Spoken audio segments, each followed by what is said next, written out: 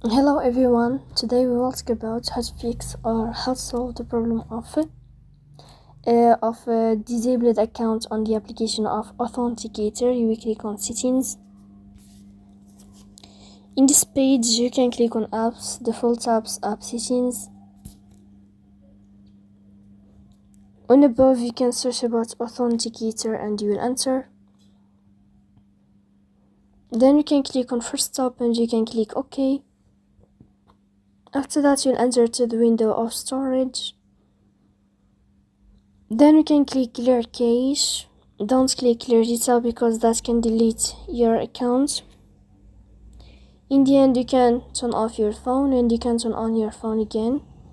So please don't forget to support us by like and subscribe. See you next time in another video, and thank you for your attention and your watching.